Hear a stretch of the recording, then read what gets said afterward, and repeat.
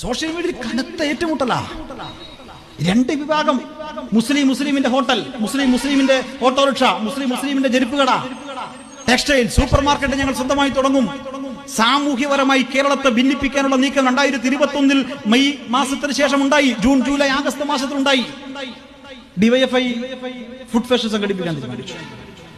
DYFI food fest സംഘടിപ്പിക്കാൻ വേണ്ടി തീരുമാനിച്ചിട്ട് പ്രഖ്യാപിച്ച് ഉച്ചയ്ക്ക് ശേഷം വിളി വന്നു ഗൾഫിൽ നിന്നെല്ലാം, എങ്ങനെയെങ്കിലും പന്നി കൂടി കൊണ്ടക്കണേ, കാരണം മറ്റവർ പ്രചരിപ്പിക്കുന്നുണ്ട് പന്നി വെക്കൂല.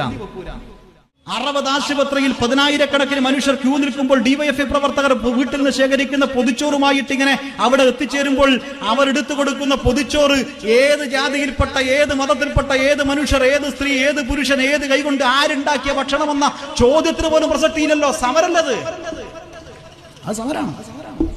കേവലമായി പൊതിച്ചോറ് കൊടുക്കൽ ഒരേ സമയം രണ്ടുമാണ്. തുപ്പൽ വിവാദം ഉണ്ടാക്കി, ഭക്ഷണത്തിൽ തുപ്പെന്ന് പറഞ്ഞിട്ട് അനാവശ്യമായി വിവാദം ഉണ്ടാക്കിയ ശേഷം അവരെന്ത് ചെയ്യുന്നറിയോ? കോഴിക്കോട് 33 ഹോട്ടലിൽ ലിസ്റ്റ് ഇട്ടു. എന്നിട്ട് പറഞ്ഞു ഈ 33 ഹോട്ടലാണ് ഹിന്ദുവിന്റെ ഹോട്ടൽ, ഇവിടുന്ന് മാത്രമേ ഭക്ഷണം കഴിച്ചോളൂ. പോരെ, മറുവശത്ത് മറ്റേ വർഗീയവാദി ഉണ്ടല്ലോ, ഇതിന് ഓപ്പോസിറ്റ് നിൽക്കുന്ന ടീം, അവരിപ്പോ എല്ലാവരും കൂടെ ഒന്നായി. ആ ടീം ഈ ലിസ്റ്റ് ഇട്ടിട്ട് പറഞ്ഞു ഈ ഹോട്ടലിൽ നിന്ന് മുസ്ലിങ്ങളുടെ ഭക്ഷണം കഴിച്ചുകൂടാ. അവർ വേറെ ലിസ്റ്റ് ഒന്നും വരുത്തി പോയില്ല. സോഷ്യൽ മീഡിയയിൽ കനത്ത ഏറ്റുമുട്ടലാ.